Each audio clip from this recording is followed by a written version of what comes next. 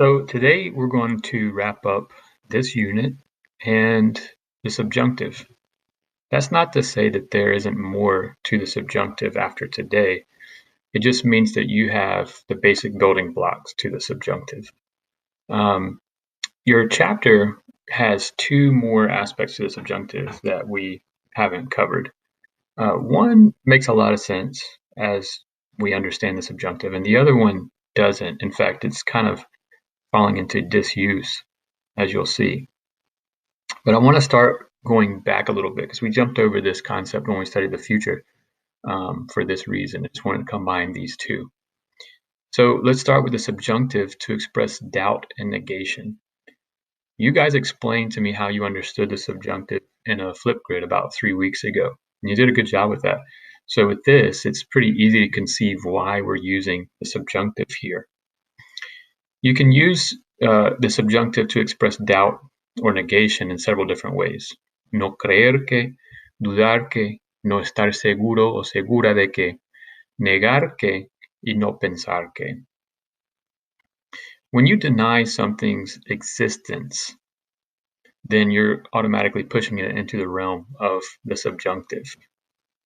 On the flip side, when you believe something, you're speaking it into existence, into your reality. Let's put it this way. When you say, I don't believe that aliens exist, then you're saying that it's not a part of your reality. There are no indicative indications that aliens exist. You can say los extraterrestres existen.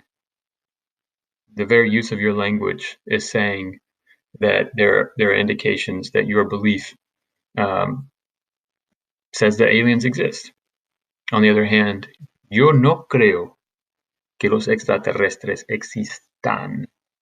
I have to say existan because if I say existen, then I'm speaking truth into reality. Okay?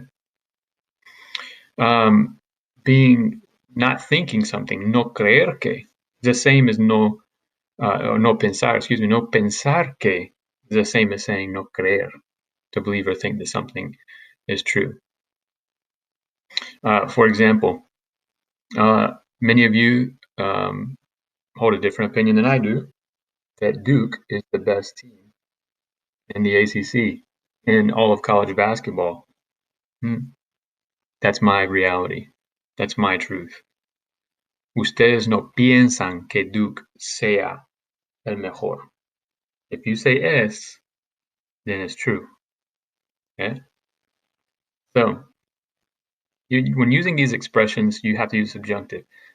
The flip side of that, conversely, if we use the affirmative, you're affirming that it's true. Look at the examples down there in blue. Creo que el avión saldrá a tiempo. Now I want to stop here for a second and look at the translations. I believe the plane will leave on time. Makes perfect sense. Basically word for word. But if we go back up top, dudo que lleguemos a tiempo. I doubt we will arrive on time. What do you notice? We have the present subjunctive, lleguemos, but the future tense in English, we will arrive. There's no future subjunctive. You have 4 tenses in the subjunctive. Subjunctive is a mood, and then you have 4 tenses on top of that. Tenses are the present, present perfect, imperfect, and the pluperfect. The last 2, past, you'll learn next year. But there's no future. So when you use the present subjunctive, you can be talking about the future. No creo que nieve hoy. I don't believe it will snow today. You can even interpret that as I don't believe it's snowing today, when clearly you look out the window and there's 3 inches of snow. Doesn't matter. Don't try to change people's mind. It's their reality. Okay? No creo que existan los unicornios. I don't believe unicorns exist.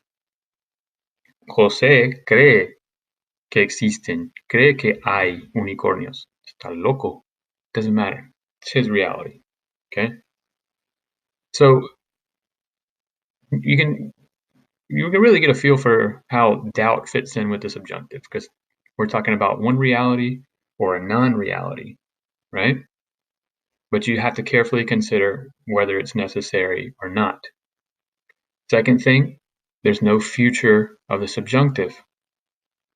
This is all formulaic. Grammar in Spanish is formulaic. There are very few times where rules are broken.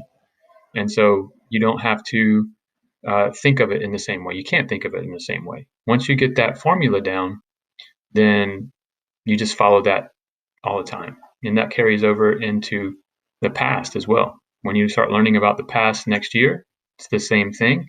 You just change the tense. Mood stays the same, tense changes.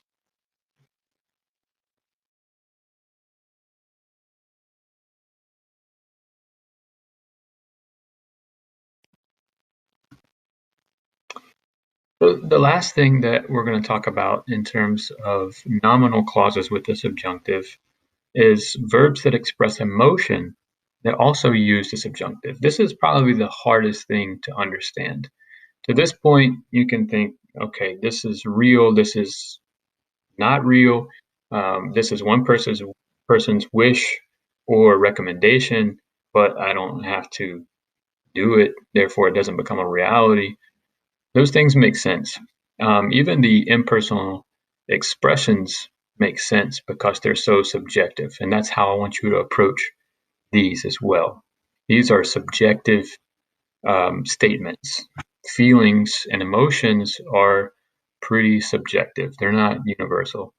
What you might like, what may please you, what makes you sad, what's important to you is subjective, and therefore we're going to use the subjunctive. Although what you're generally expressing is a reality. Just like take a look at the first example. Me agrada que vengas con nosotros.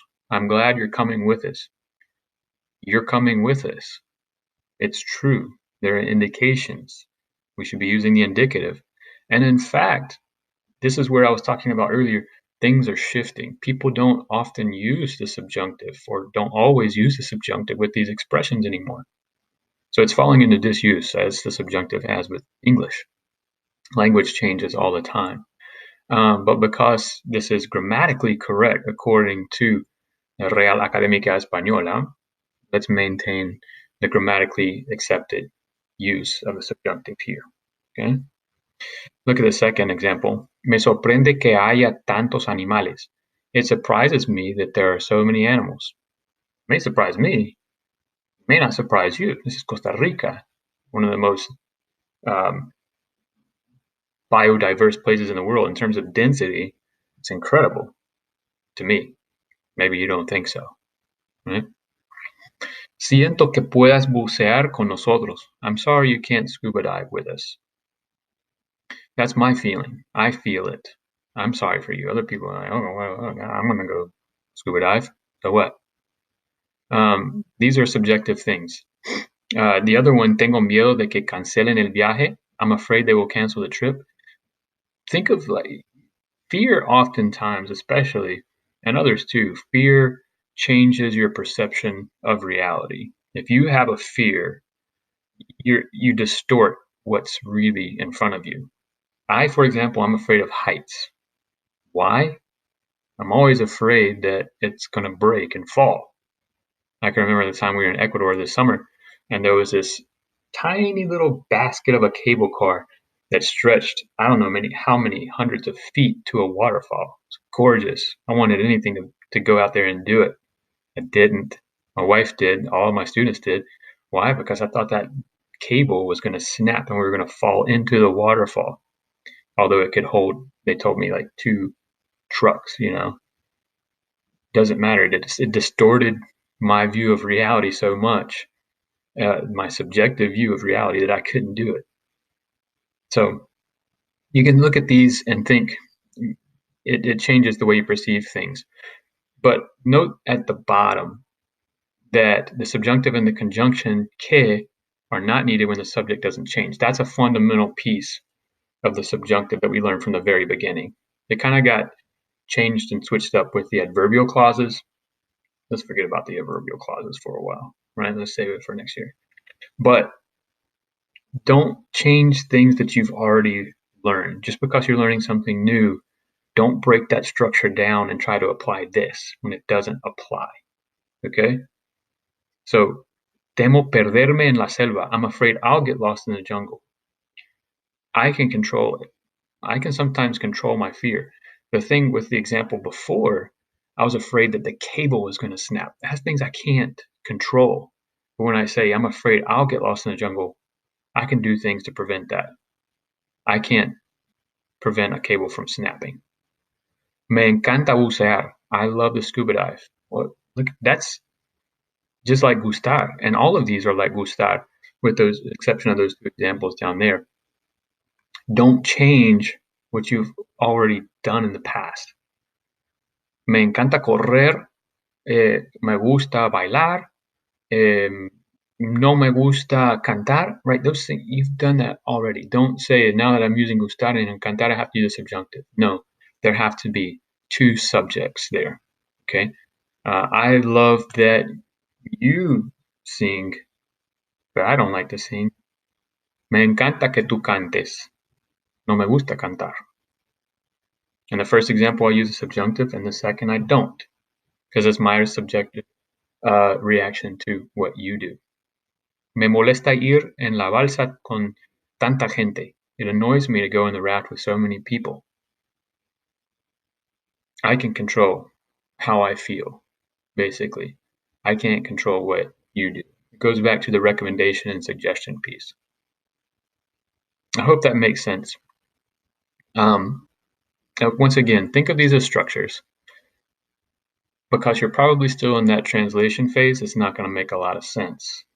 Once we get out of that and think strictly on how Spanish functions within the given structures, then you don't even realize that you're using it, you have to use it. You basically stop thinking about it. It becomes automatic. Today you're going to practice with this. Tomorrow we're going to do a little bit of review, and then Friday is our unit evaluation. If you haven't met all the requirements, meaning you haven't done and completed those checklists that I sent out on Friday, you will not be eligible for the evaluation on Friday. I'll be sending out invitations only to those who are eligible for the evaluation on Friday. And for those of you taking the National Spanish exam, you're exempt from that because you'll be taking that tomorrow and Friday. So good luck. If you have questions, please do not hesitate to send me a message on chat. I will have some availability tomorrow to video conference if necessary, a short meeting. But just reach out and let me know what you need. All right, guys, stick with it.